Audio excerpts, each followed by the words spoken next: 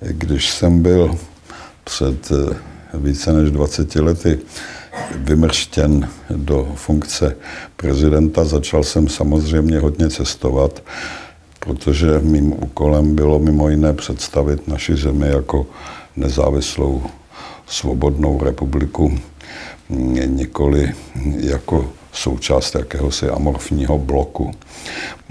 No a při těch cestách jsem po různých kontinentech a zemích jsem znovu a znovu si uvědomoval, kolik velkých civilizačních problémů a výzev v dnešním světě existuje.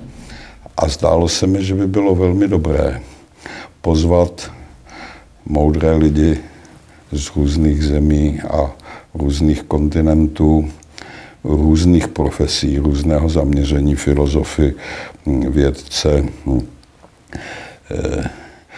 dohromady do Prahy k nějaké takové širší debatě o dnešním světě.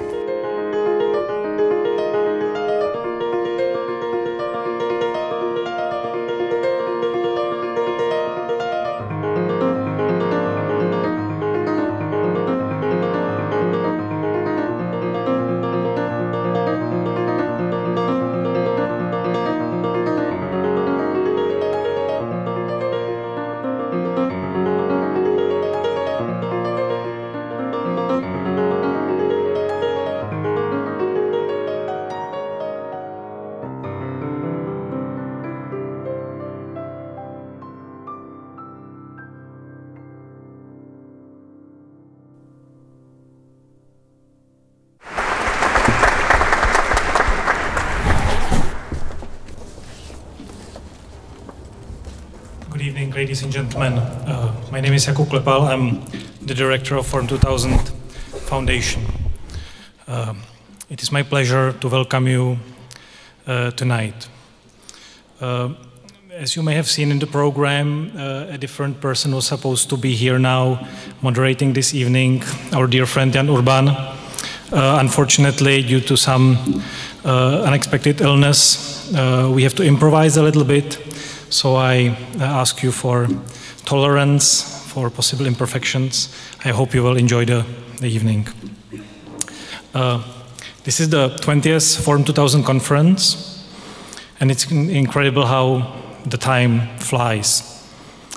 Besides this being the 20th anniversary of the Forum 2000, this month would have also been the 80th birthday of Václav Havel. Accordingly, we have selected the theme for this evening, for this conference, which is the courage to take responsibility. The life and work of Václav Havel, an intellectual, author, political prisoner, human rights defender, and the president of a country, is an amazing example of taking personal responsibility for the state of public affairs and the world as a whole. In the world today, where we see anger, hatred, fear, populism, courage and responsibility are two words that are badly needed. It often takes courage to stand up for the right things to do. It takes courage to say no to an immediate electoral gain for the sake of a longer-term benefit of the community. It takes courage to accept a task of leading in difficult times. It takes courage to assume responsibility for the difficult tasks ahead of all of us. Freedom and democracy today are in a position that would have been hardly imaginable just several years ago. We still have democracy in Europe, in America, Japan, India, Taiwan, and many other places around the world. In fact, it's still most places. But we feel something is not right. We need to renew trust in the democratic institutions. We need to regain confidence in democratic governance. We need to accept responsibility for it, and we need to gain courage to defend the democracy. Because if we don't, it may gradually evaporate in front of our eyes.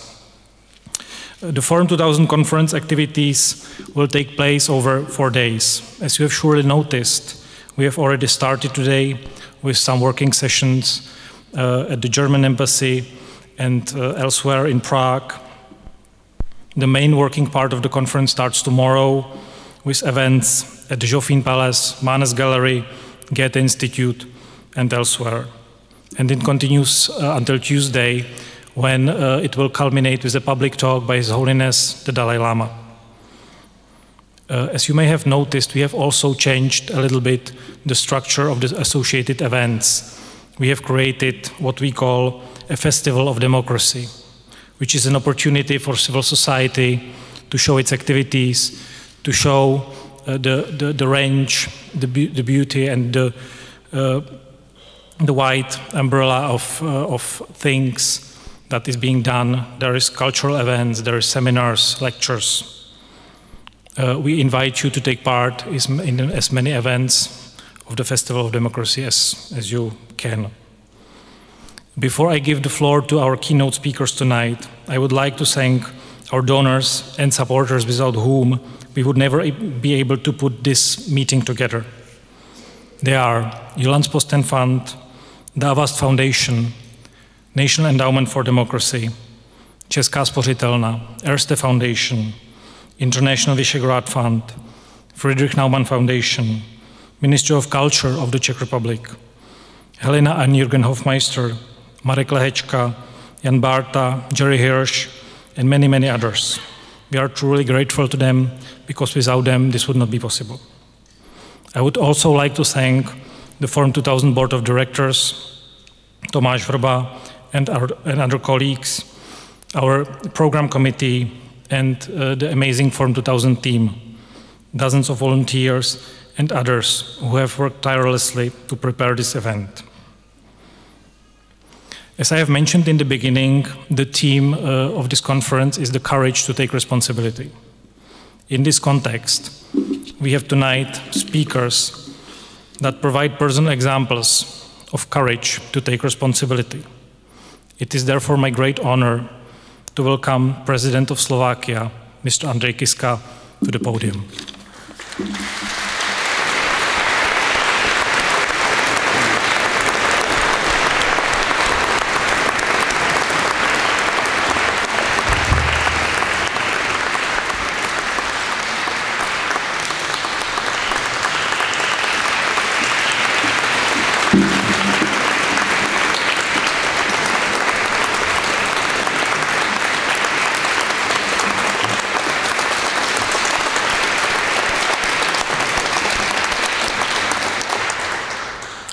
Dobrý večer, priatelia. Good evening, ladies and gentlemen, excellencies, distinguished guests, dear friends. It is really my honor and privilege to be here tonight with you. It is the 20th anniversary of Forum 2000, and the great person of Czech and Slovak history, person who founded Forum 2000, Václav Havel, would have turned 80 this year. So it's really my honor to be with you here tonight. Maybe I could have no better preparation for this opening ceremony than having a lunch today in Bratislava with His Holiness Dalai Lama. I think that was the best way how to prepare, what to discuss. Dalai Lama, his close friend, was close friend to Václav Havel. You will hold him on Tuesday here on the forum. And Dalai Lama is one of my best teacher in my life, who helped me to understand maybe one of the most difficult questions, the purpose of my life. And also thanks to him, I understood that if we find a purpose to help, to serve, it's really the best purpose of the life. But with His Holiness, we discussed several topics. We discussed how to encourage young people to become more active, what to do, how to take them to become maybe politicians. We discussed about the situation in the world. As he likes to say, worlds become smaller. We are closer to each other. And of course, we had a lot of discussion about our Europe. And let me come deeper to our situation in Europe. It seemed too unreal to imagine anyone with the power and influence who would not want Europe to be a place of peace, now and forever. A continent where every citizen and visitor could enjoy high level of prosperity and protection of human rights. Only a madman would voluntarily give up these great treasures of hundreds of years of evolution of Western civil society.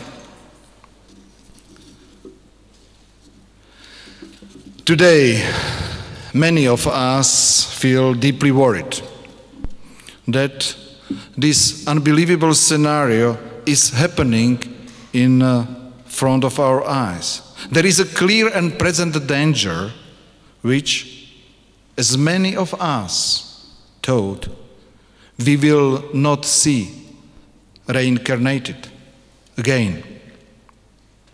It is the rise of nationalism, extremism, and racism in many parts of the world, our very own countries included. We suddenly feel as if the unpleasant history of Europe has returning. Maybe our societies just got used to live in good and peaceful times. Maybe nothing extraordinary is going on. After all, they say that every generation has to fight its own battle for future and freedom. So it is our turn. And honestly, with all our resources, all our innovative power, and all our unprecedented ways of knowledge sharing, we are the best equipped generation in the history to deal with every imaginable challenge. I am one of those believers who think it is true. We, as humanity, have managed to cut poverty by half in the previous 2 decades. We are shocked by Daesh. We are shocked by how terrifying Daesh appears to be. But globally, people conduct fewer wars and kill each other less frequently than before. More men and women have an access to health care. More girls can attend schools than any time in the past. More people are willing to help as volunteers. Governmental and private donors can provide huge resources to help sick, poor, and helpless. This scope of generosity and humanism is unparalleled in our history. Our very own Europe is a shining example of successes. European Union, Schengen, Eurozone. Yes, we have also faced 2 crises, financial one and migration one.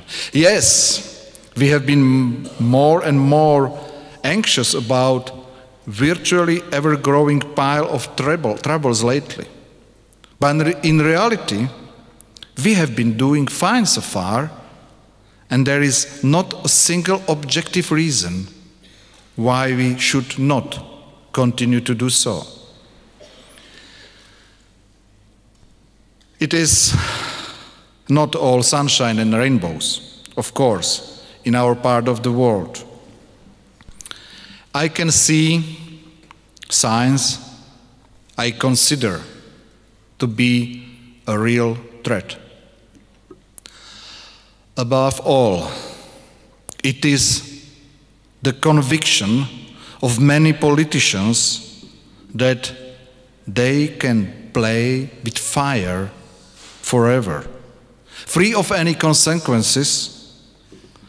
And I am talking about fear pushing and politically fueled animosity, be it criminalization of Muslims fleeing to Europe to save their lives, or increasingly popular striking on Brussels or on the EU in general. I am talking about attempts to rewrite the truth about our history, or even to revive the demons of our dark past, extremism, xenophobia, and general suspicion against the liberal democracy. I do not think that most of politicians guilty of playing with the fire have necessarily some sort of evil plan in their minds. No. They actually think they are being politically very smart. They think if Democrats fail to show sympathy for xenophobic fears of our public, extremists will happily act on this declared political weakness. They think Democrats are somehow allowed to join the race to bottom in sharing hoaxes and simplification of all kinds because, after all, it is better when people follow us and not them, extremists. They think everything is manageable while dangerous ideas are spread by Democrats with good intentions. However, this is just playing with the fire. It is short-sighted and unrealistic gamble that Democrats can step on the gas anytime they please, because they think the Democrats will not have any problem to hit the brakes anytime, like they please. Well, this is absolutely wrong. This is an ill-grounded arrogance, unjustified pride of people who feel themselves they can handle dark moods in our societies just like some kind of controlled clinical study. Sometimes it seems we have even convinced ourselves that we are different kind of a man, almost different kind of a species than generation of our parents and grandparents were. This illusion is what I call fool's pride, and it is one of the most dangerous mistakes in politics. Let me put a little bit away my notes, because I came yesterday from Visegrad 4 meetings of president in Poland. And I tried to express my feeling to other presidents how powerful words are. That words can joy, but they can harm. Words can make a peace, but also the war.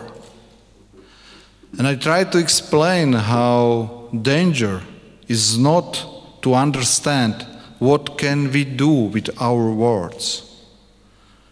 And I showed on the example of Brexit. Populism in Brexit, explaining that one of the most important problems in Britain are people from our part of the world, from Poland, from Slovakia, from Czech, that this is the problem, and they should go home. These populist words of politicians now have very bad results. Killing young Poland people in Britain, violence against people from our part of the world in Britain. And what is the reason? Words. Words by politicians. So, we have to be afraid about our words against any religion, against any group of the people, because after the words, bad reaction can happen very easily. Even Václav Havel, 1 month before Velvet Revolution, in his acceptance speech called Words on Words to German audience, was talking about historical horrors which can flow from words. So, ladies and gentlemen, distinguished audience, the second point I would like to highlight to you is the way how even in the hands of Democrats, the genuine purpose of right to vote, free elections, and referendum is getting weakened and twisted. Let me mention just a few examples. I just spoke about the most important public decision in Europe, Brexit. It is absolutely not my intention to call in question the free will of the people in the UK. But I dare to say that proponents of this idea had different outcome in their minds. And also many British citizens were fairly shocked about the outcome of their free will. I dare to say that many Dutch voters who blocked the association agreement between the EU and Ukraine in referendum had different motives and reason in their minds than European future for Ukrainian people. And last but not at least, I dare to say that many voters in my country, in Slovakia, who sent fascists to our parliament in our recent elections, they didn't have any perverse minds to really long for a fascist regime in Slovakia. All these outcomes of popular votes have something crucial in common. The elections and the referendum campaigns had turned into the festival of negative emotions amplified by modern communication techniques. And it's highly disturbing how many so-called standard democratic politicians are willing to adapt or even to encourage this irrational, emotionally trend in public discussions and campaigns. It is highly disturbing how many politicians are ready to cheer emotions, which are in depth contrast to the spirit of our constitutions, to the foundations and values of our European civilization, and to the goals of our peaceful European integration. And finally, my third remark. It concerns the phenomenon of communication bubbles in our societies. At the first sight, it seems to be something of interest of social network marketers only. But the truth is, it should be in the center of focus of every person concerned about the future of the open democratic society. 30% of Slovak citizens believe that vaccination is a conspiracy of pharmaceutical companies. 30%. Thanks to social networks. And I am not sure where will it go from here. And I am afraid that the 30% is a critical mass to be seriously concerned. To be clear, I use the vaccination conspiration theory only as an example of lie spreading these days with the speed of the light on the internet and social networks. In this virtual reality, we have lost perspective and scope of the variety of parallel universes our neighbors, friends, and relatives live in. Parallel universes which fail to communicate to each other, refuse to understand each other, and step by step lose ability to agree with each other on the question of common public interests. That's all happening in the times when Europe is under heavy crossfire of information war. A war that we observe but do not fight back yet. Ladies and gentlemen, the challenges and the enemies of free, open and democratic societies can have many faces and shapes. In my remarks, I have avoided to talk about the obvious, visibly and easily recognized ones: fanatics, terrorists, extremists, or autocrats all around the world. They are dangerous, but I am sure it is in our power to deal with them, to defeat them in the end. And let me finish against out of my notes after having discussion with His Holiness today.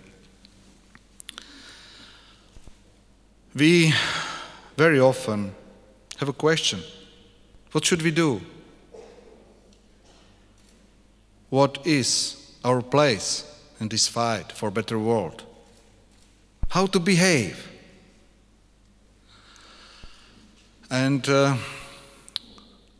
in Slovakia, one of the best person whom I had a chance to meet, Father Srholec, Slovak priest who spent years in prison during totalitarian period.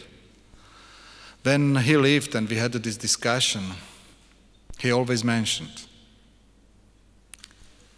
we have to stay with our values. People with the same values should stay united. And he liked to say, I don't know what happened in the future, what happened tomorrow, but today I know how I would behave. So please, we should stay with our values, and we should know now how we would behave in the future. Thank you very much.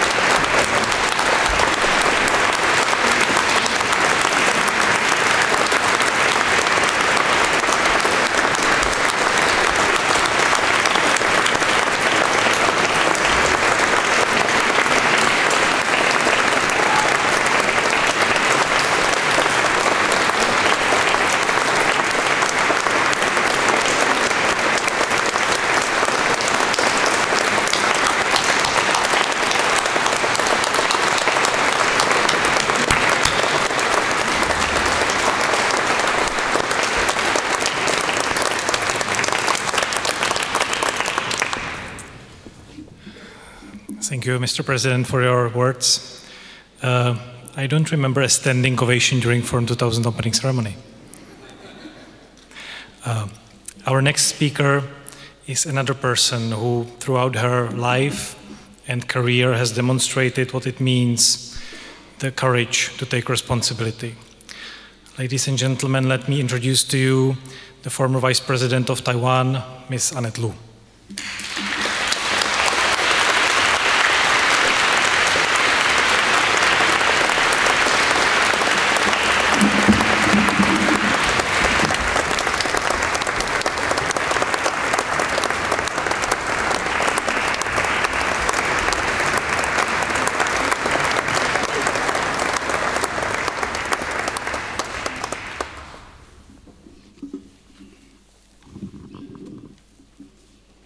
Your Excellency, President Kiska of Republic Slovakia, distinguished guests, ladies and gentlemen. It's a great pleasure for me to speak before you, the leadership elite and opinion makers from all over the world. At the opening ceremony to commemorate 20th anniversary of the renowned Forum 2000 and to commemorate the 80th birthday of His Excellency President Havel of the Czech Republic in this great city tonight. President Havel was revered as a writer, a philosopher, a political dissident, and a statesman. He received dozens of honors worldwide for his effort as a global ambassador of conscience. I had the honor to receive him at my office when he visited Taiwan in 2004. We had a wonderful conversation. Before that, I also had the pleasure to convey my message through telecommunication. I'm most delighted to attend this forum in person this time. Standing before you is a Taiwanese woman who was born on the D-Day of 1944. And 56 years later, right on her birthday, she was inaugurated as the first female vice president of Taiwan. But long before that, she fought for women's rights and suffered from carcinoma at the age of 30, and later was imprisoned as an opposition leader at 36. In 2004, one day before the election day for her second term, she and the president were nearly assassinated on the street when they are campaigning together.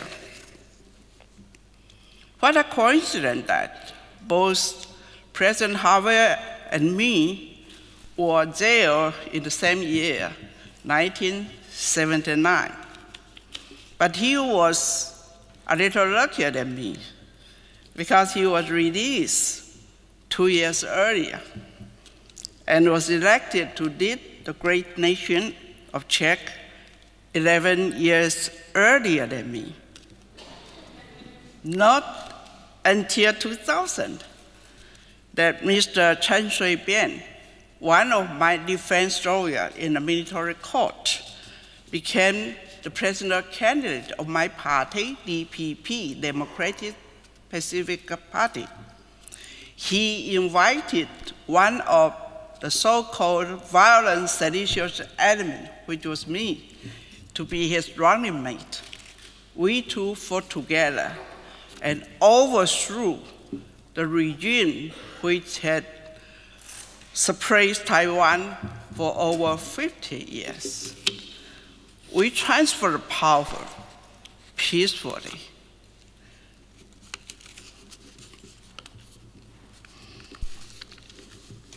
That was 29 years after I started the feminist movement in Taiwan, which used to be a male chauvinistic society. At the age of 26, I spoke out against the Confucianism orthodoxy and gender discrimination.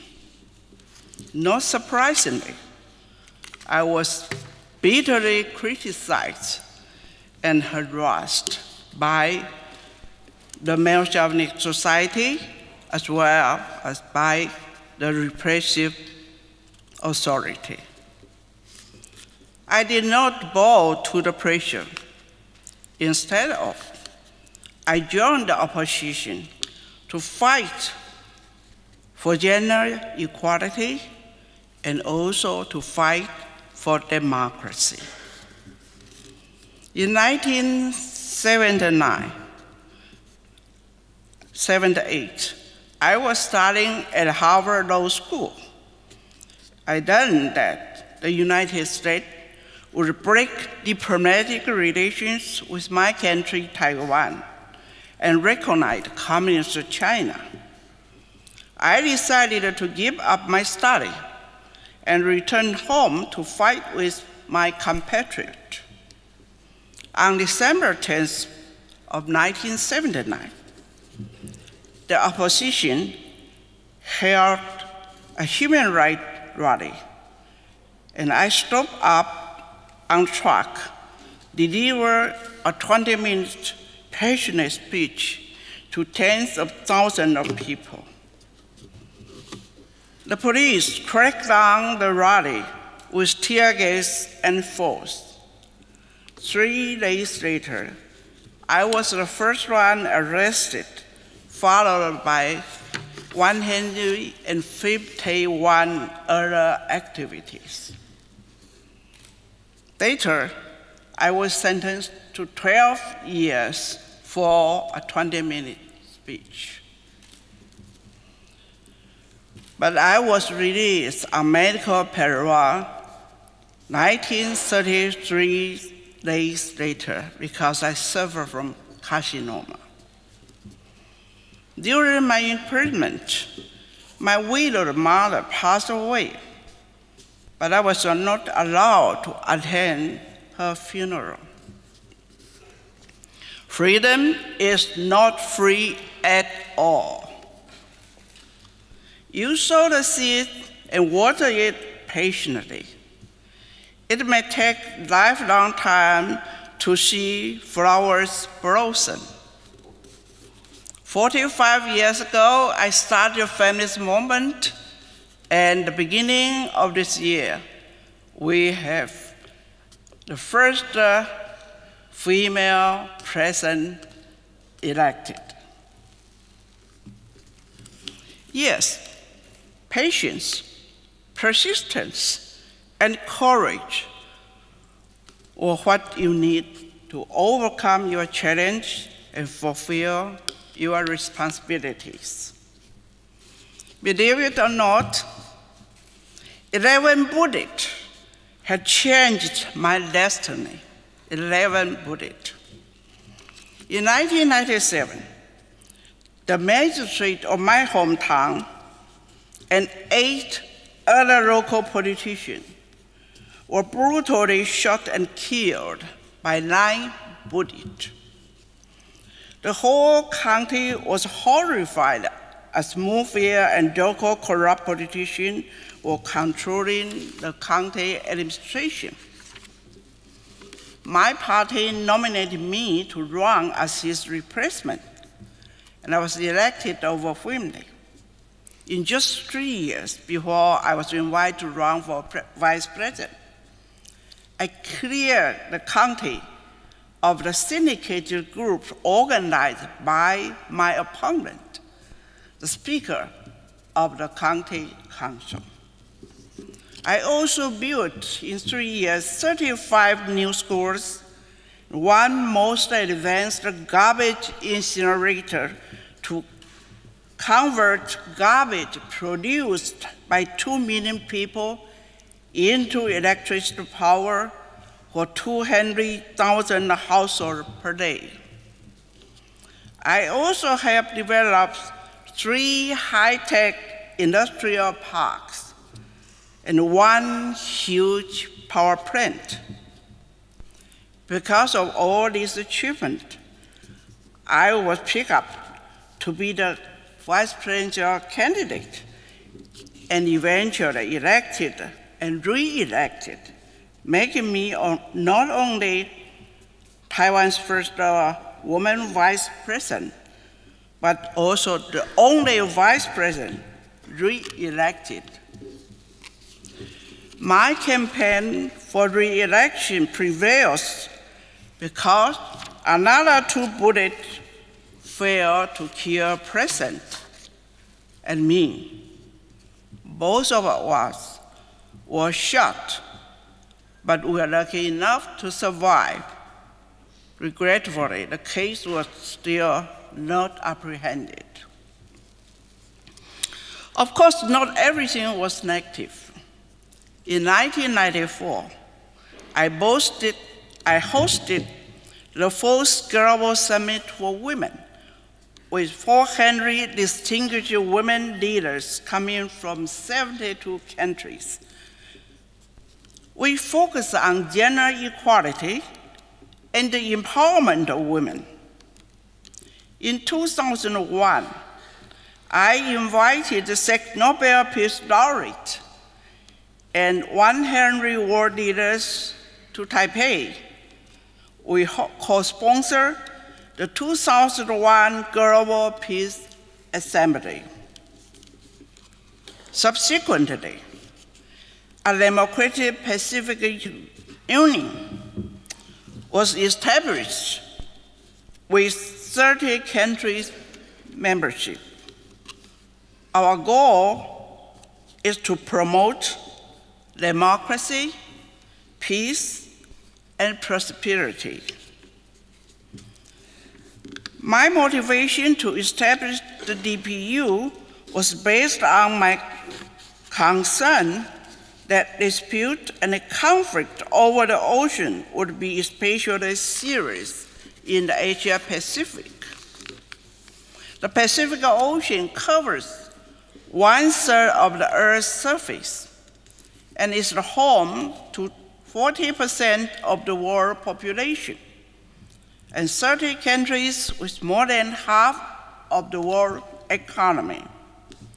The region's security, stability, and prosperity is vital to the entire world. History teaches us that without democracy, there can be no peace. And without democracy and peace, there can be no linear prosperity. Based on this belief, currently, I'm launching a crusade, a referendum for my country, Taiwan, to become peaceful and neutralized. The situation in East Asia has been deteriorated. The leaders from North Korea, from China, as well as from Philippines are challenging the stability and security in the area. Please help Taiwan to become a neutralized state so that we can help balance the situation and assure the stability in that region. No one can tell one's life story in a minute. What I'm telling you is just an example of someone who refuses to yield to ceiling or to accept predetermined destiny because of gender, race, or nationality. Someone who refuses to bow to injustice, discrimination, and threat of force. My country, Taiwan, is a free, democratic, and peace-loving country, but we face an aggressive communist neighbor, China, China, which seeks to annex Taiwan, as what Russia has done to Crimea.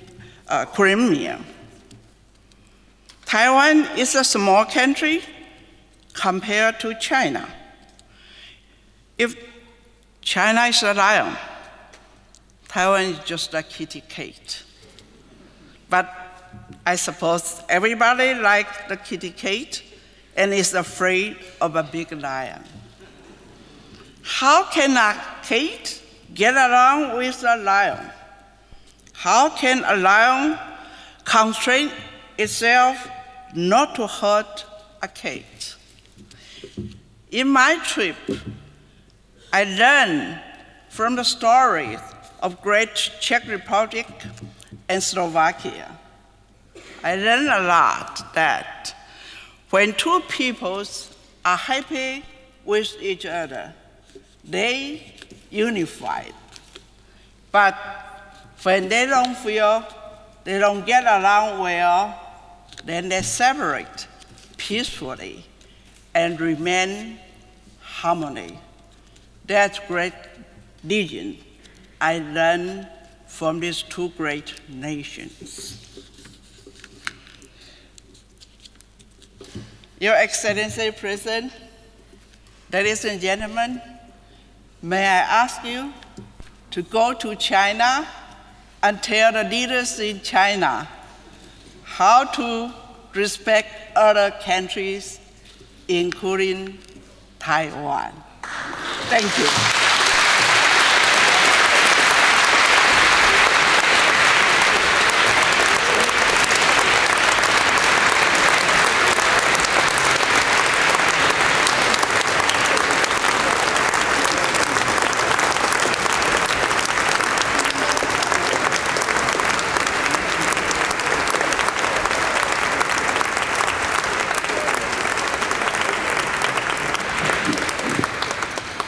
Thank you very much, Madam Vice President. I can assure you that I think for most, if not for all the people in this hall, democratic and independent Taiwan is very important, and we will do everything in our power to support the kitty cat.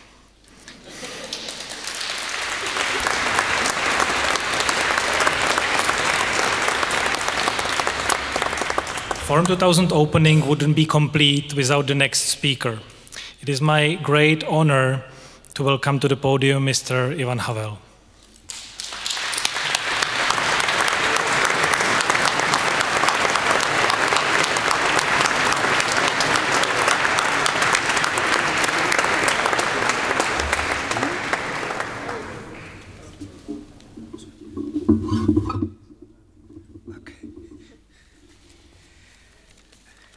Mr. President, ladies and gentlemen, dear guests, I am very happy I can welcome you all at the Forum 2000. Coincidentally, as you all know, this year's meeting is highlighted by two noble ordinal numbers.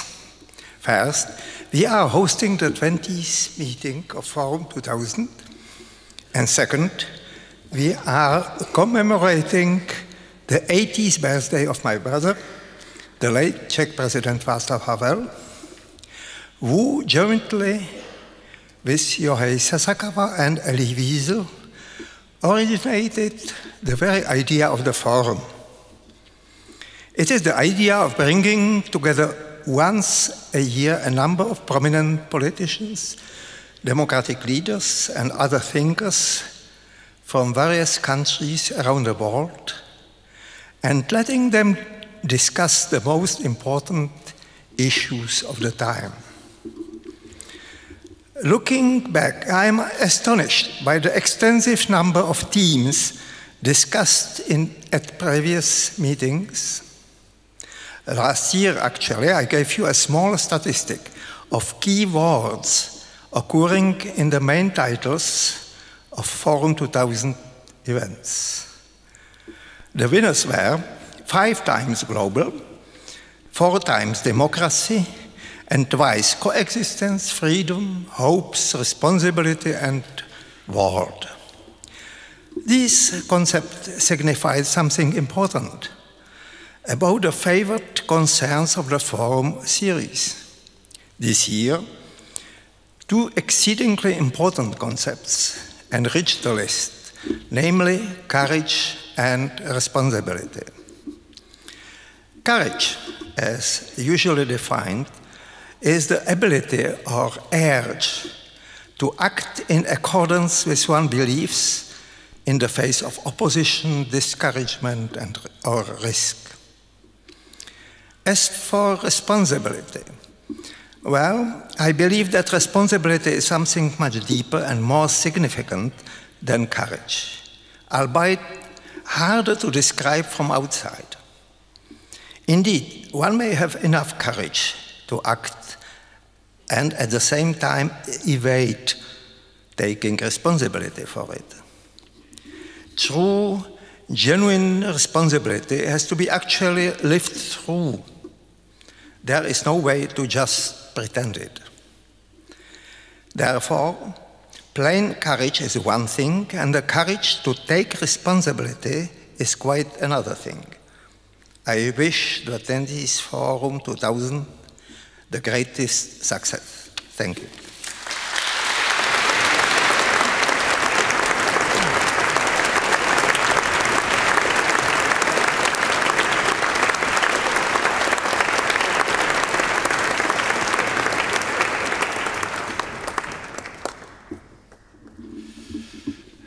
Okay.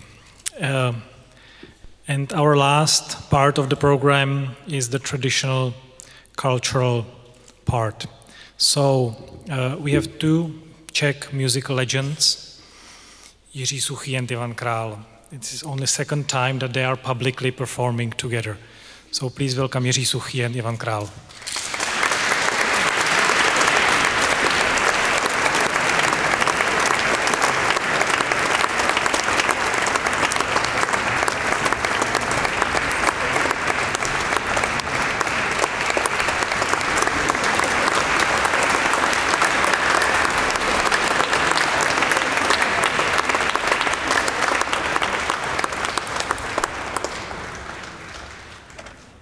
Dobrý večer. Já jsem ten Suchý a to je ten Král. I'm the king and he's the dry one. My dva se sejdeme vždycky po létech, přestože jsme letití přátelé. We always meet long ways because we've been friends for years, and but it's hard for us to get together. Protože nás dělí jakýsi oceán. There's an ocean between us. Tak nemáme šanci si secvičit program důstojný a naše specialita je, že ho se cvičíme vždycky před publikem. So we are warning you that we don't rehearse, we don't have a chance, so you are on trial and it's the first time again. Ano, tak je tomu i dneska. That's tonight, that's what's happening tonight.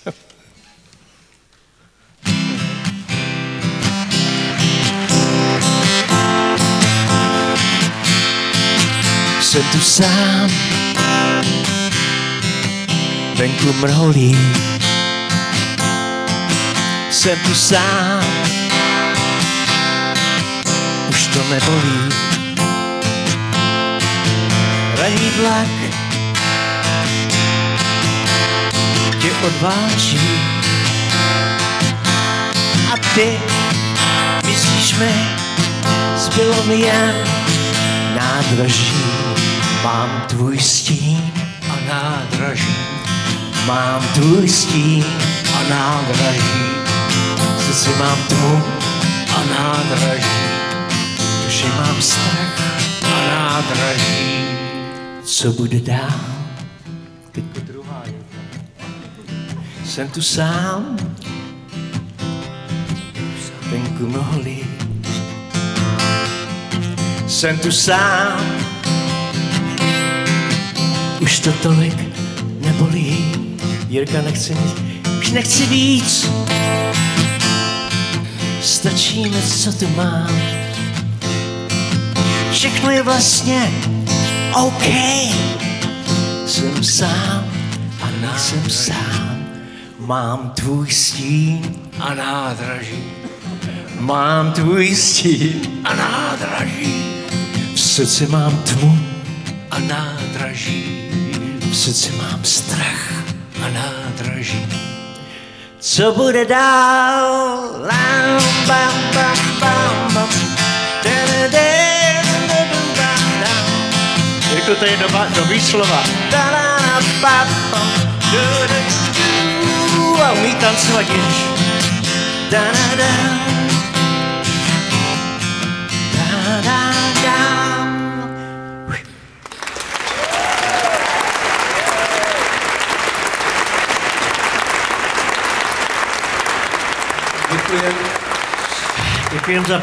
Děkuji za pozvání, je to pro mě obrovská podsta být tady. I já, samozřejmě. A teď tady máme další takovou kuriozitku. My jsme spolu napsali vlastně jenom 2 písničky, poněvadž, jak jsem řekl, nevídáme se často. Oh, now it's another curiosity for us because we don't meet so often. A ta první, ta tady odezněla, ale teď ta druhá, ta je vánoční. The first one you heard, and the next one is supposed to be for Christmas. Takže v létě jsme to hráli. Ano, jelikož jsme složili pouze ty 2 písně spolu, tak nám nezbývá nic jiného, než abychom tu vánoční zpívali. Posledně jsme ji zpívali v červenci, tam v Holešovicích. Okay, so we have to do it again because we are getting better, really. Je to vánoční píseň z doby, kdy nás opustil minulý režim a my jsme se vraceli ke starým kořenům. It's a Christmas song that was written during the regime, and I wrote it actually during the time, and I hope that Christ came back and is coming back. That's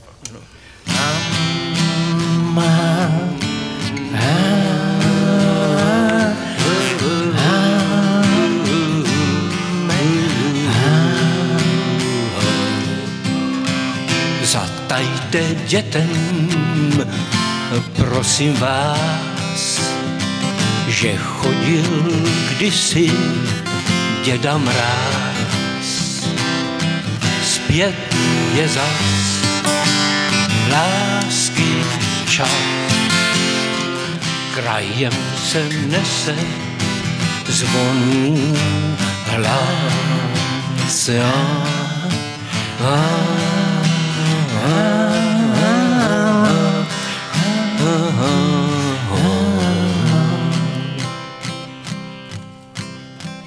Mír do duší nám budiž dán, sníh pokryl les i pole lán. Zpět je zas lásky čas, zas narodil se Kristus Pán.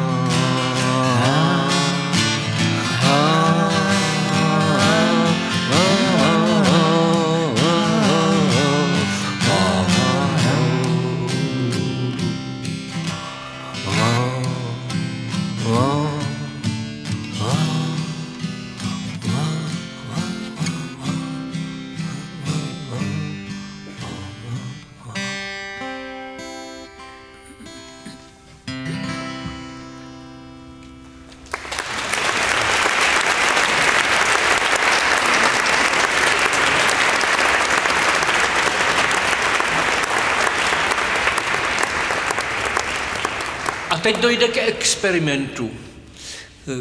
Když jsme si tak včera říkali, co bychom zde měli uskutečnit. And now for the other experiments, we were talking about what we're going to do, and yesterday. Ivan Král to byl, kdo přišel s nápadem, abych zde přečetl jednu báseň. And it was Ivan Král who came up with the idea. A on, so he would read one of his poems, because there's so many.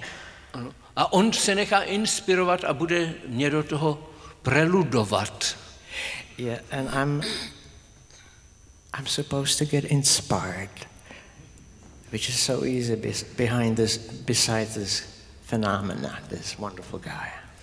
Takže to je experiment, který nemusí dobře dopadnout. So it's an experiment that we don't know what's gonna happen. Ta báseň se jmenuje Venkovská cesta.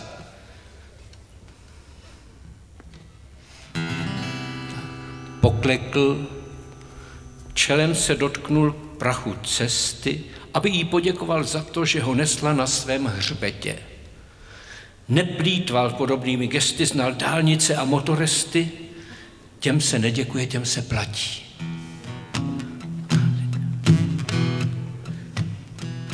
Teď ale kráčel po venkovsku nejchudší cestou ze všech cest a v jeho pragmatickém mozku zasvitlo světlo dávných hvězd. Sedával pod nimi za jarních večerů, blikaly na nebi jak malé bludičky. Matně si vzpomínal na tuhle nádheru zakletou do malých zelených světýlek a taky na louku, na které motýlek ve chvíli, kdy slunce vyplulo na nebe, lítal si sem a tam a jen tak a jakmile uviděl květinku, byl štěstím bez sebe. Třepotal křidelky ten malý blbeček, co lítá sem a tam jen tak a bez cíle. Ubohý motýle, netušíš, co to je mít hlavu člověka, ve které rodí se myšlenky spanilé, moudré i nemoudré, sličné i zběsilé. Netušíš, co to je mít hlavu člověka, ve které rodí se myšlenky na Boha, kterému kdysi prý patřila obloha. Dneska však dostal se do sporu se světem, jenž na něj odmítá koukat se ze zdola, ačkoliv sám si ho na nebe dosadil, aniž by předběžně s Bohem se poradil. Motýlek netuší, co člověk dokáže, člověk zas neví, co dovede motýlek. Ty naše jistoty slábnou a možná, že zaniknou pozvolna v šelestu křidílek. Vše vědění se změní v trosku a nezna Boha čeká křest. Stavíme pevnost jenže z vosku. Stín pochyb usídlil se v mozku toho, jenž kráčí po venkovsku nejchudší cestou ze všech cest.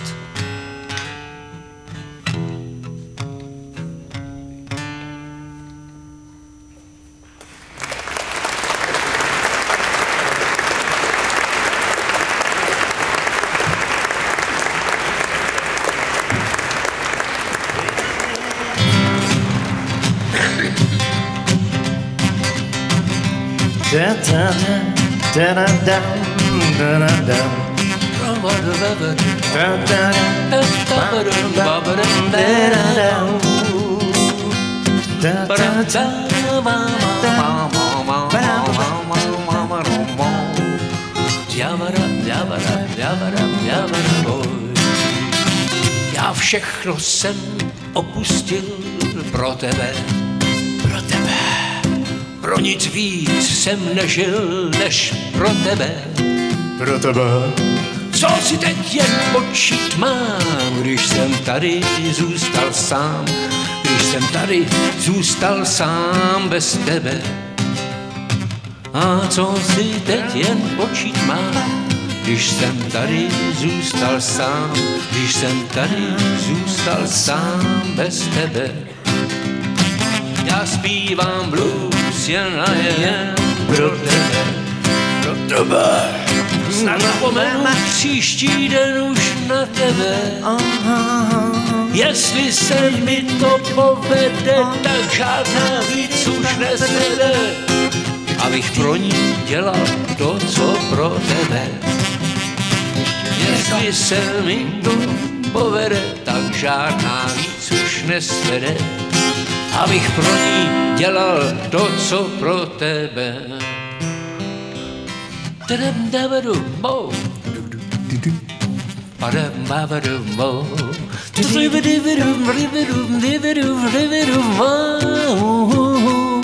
Jestli se mi to povede, tak žádná víc už nesvede, abych pro ní dělal to, co pro tebe. Ja.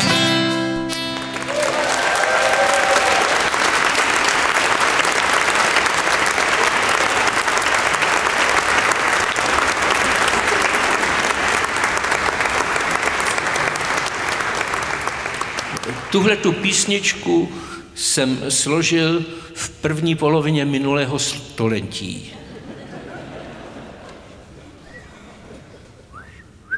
This song I wrote in the heart of the 20th century. Ono to utíká. It goes so fast. Tak. Is it tu, co dozněla. Tady to jsem už složil asi o 5 let později, ale tu jsem neskládal hudbu. Tak, I did something 5 years later, but this man wrote over 6,000 songs. He wrote poetry. He's master of so many arts. It's amazing. So humble. Možná, že někteří z přítomných, jakože asi jo, budou znát tu písničku, bude jim znít v uších, tak není na světě nikdo, kdo by vám zabránil se přidat. Okay, this is a song that I guess some of you probably know, maybe most of you, and you are advised and told by Mr. Suchý to sing along, please. Thank you. No, ale krásně je, že to je nepovinné. Kdo nechce, nemusí. You don't have to if you don't want to. Ano, kdo nechce, nemusí. If you don't want to, you don't have to, okay. Kdo chce, musí. And who wants to, he has to, he Kdo must. neumí, nesmí. If he doesn't know, he must not do. Oh my God. Naraž si bouřku ještě více do čela. A bouřku ještě více do čela. Aby ti vrázka z čela zmizela. Věř mi, že láska vrásky vždycky nadělá. Láska vrásky vždycky nadělá. A odbarví ti černý vlásky do čela. A teď je jedna sloka pro ty, co neznají slova.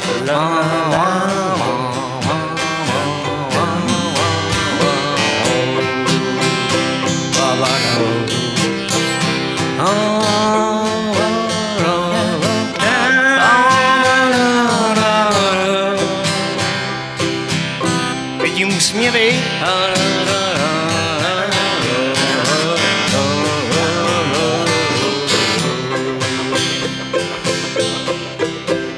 Nešťastná láska vrásky vždycky nadělá.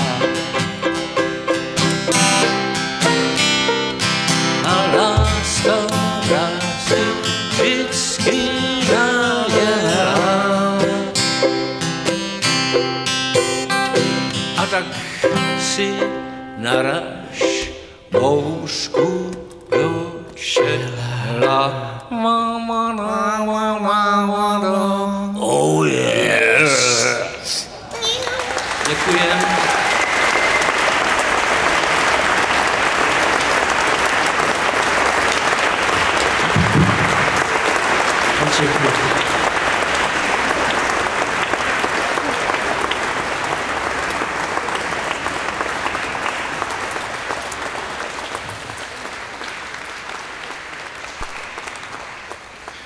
So that is the program for the evening, and I hereby declare Forum 2000 officially opened.